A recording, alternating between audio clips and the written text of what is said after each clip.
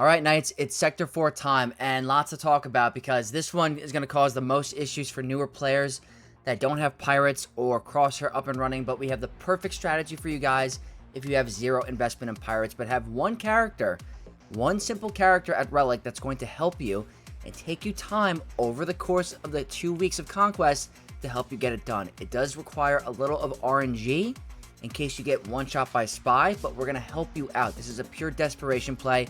If you need this feat done to get Red Crate, I'm here to help you. But we're going to talk about all the feats today. Very, very easy stuff. So what we're going to do is first go into Conquest to show you guys the feats, in case you're wondering what I'm talking about. So I just finished a battle before, but the feats for Sector 4 are gain evasion up 60 times. This one is an absolute breeze. Not going to have a hard time with it at all, especially with that brand new Datadisks F34T, I believe.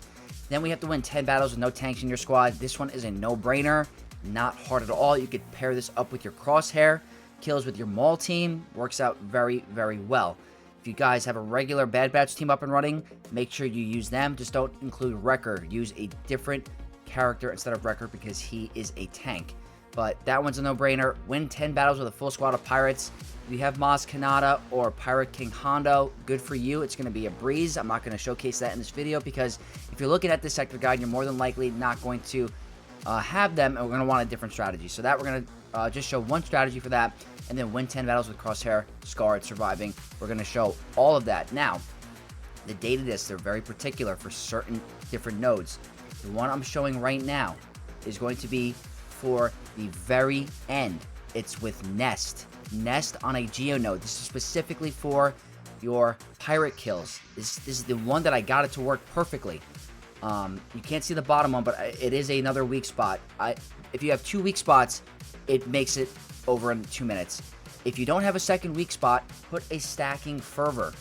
A Stacking Fervor helps ramp up your offense every time you attack out of turn. That's going to greatly benefit Nest, but I think the perfect combo for Nest in that Geo node is going to be a blind side because she's constantly attacking out of turn and inflicting expose.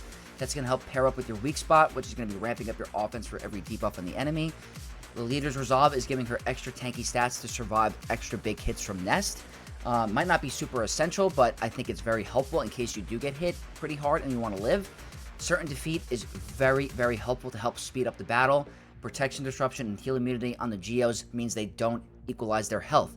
So I did like this. It helps speed up the battle, but Weak Spot is going to be almost essential for here. You got to find at least one to make this work. If you don't find any weak spots, put a Stacking Fervor, and you're going to have to attach boosters because you're going to end up timing out in a 5-minute battle. Sometimes it takes forever. But if you have Weak Spot, you're in great shape. You can get this done. It's very, very helpful. So I wanted to showcase the Datadisks for that particular strategy. Everything else, the strategy will work fine with these Datadisks attached, so do not worry. But this is mostly for the Nest node. I just wanted to showcase that. What we're going to do now is go into the gameplay and show you all the battles. So you guys know the deal. All my sector guides, Maul cheese is your friend versus Crosshair. It's not the only cheese I'm going to show for the sector, but this is a very good one. You're going to see the battles end so fast. We're going to go in 2x speed or 1.5 speed. Over here, I'm choosing a Tarkin team. Same exact thing as before. Put the weapon tech on Maul. Does his middle special. Look, he's almost dead. This is weak spot. Call everyone to assist.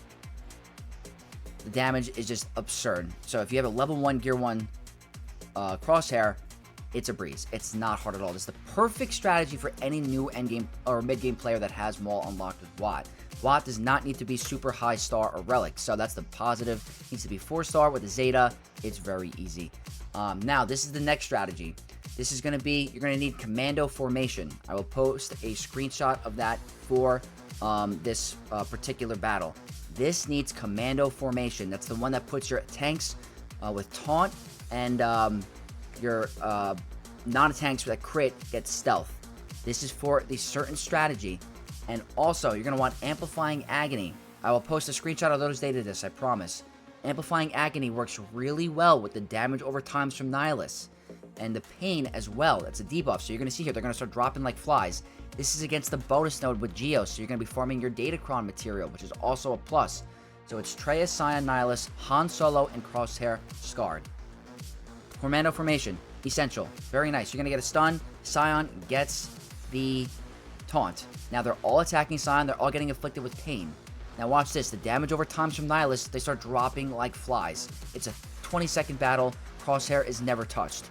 That is a huge, huge boost. It makes this a lot easier for a low gear Crosshair, and you're farming your Datacron material. The next one is many players might not have Scion up and running at Relics. It can work. I replaced him with Malik, so the Fear is also going to work great for you.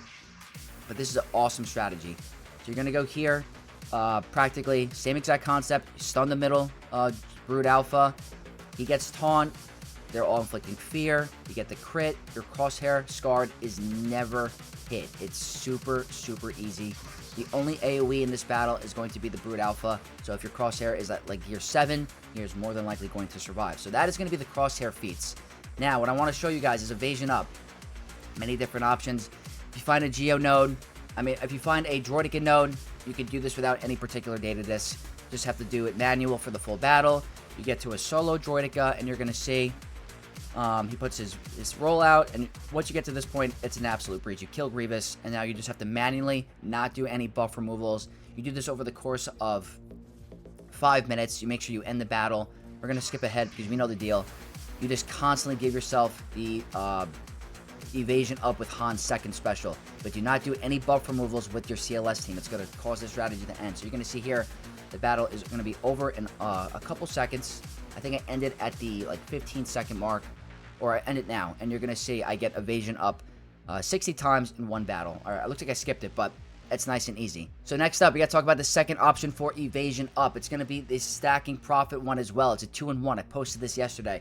Practically, it's going to be a Brutus and Ethano Pirate team. This helps you get Evasion up and the profit done if you're an early game player. If you guys don't need to get the profit done, you can do any sort of team that you want in the leader slot. You got to make sure you use the F34-T data disk. That's the most important part about this strategy, because you don't want the battle to end because you're going to kill them too quickly. So you're going to see here, put the health tech over here. You put the weapon tech on Ethano. You practically have full auto at this point, and you're going to get your Evasion up. You just have to put it on full auto if the battle does not end. But your Han Solo cannot get targeted because of commando formation. So wanted to showcase this. This goes all the way. Practically get your profit and also get your Evasion up. So that's a no-brainer.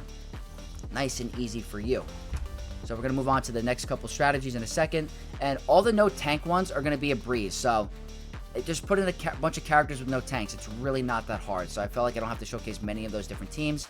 Now, this is the most important part for this video for any players that do not have pirates, do not have Maz or Pirate King Hondo.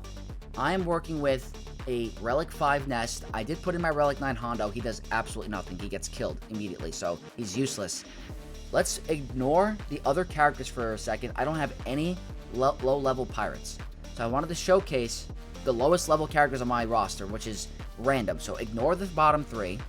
Just pretend they're pirates. It's all about Nest lead. It's the same data disk that I showed you earlier in the video. You have to find the Geo node at the end of Sector 4. You're going to throw this on full auto. They're going to kill all your sides. The biggest RNG with this battle is going to be Nest getting one shot by Spy. And you're going to get hit with Daze. The only way it's going to get removed is if Spy does her big hit and removes all your debuffs and buffs. But over here, the weak spot is helping you, and as well as the blind side and the Leader's Resolve for making you tanky. Now, the modding on Nest that I'm recommending, the Tenacity modding does not matter. So modding her for Tenacity does nothing, because you get hit with Tenacity down, so you're going to get hit with debuffs anyway. You want to make her as tanky as possible, and I ended up putting a defense set on her. Health primaries with defense, a defense set. And it looks like we just got a sub. Thank you to Trav for subbing mid-video. It's all about the defense, but the goal here is once you get down to, it's going to take you some time, but you want to make sure you get rid of Poggle immediately because of the ability block. If you get rid of the ability block on Nest, her AoE is going to one-shot the side. So you're going to see here, there's going to be some RNG if Spy gets that big hit.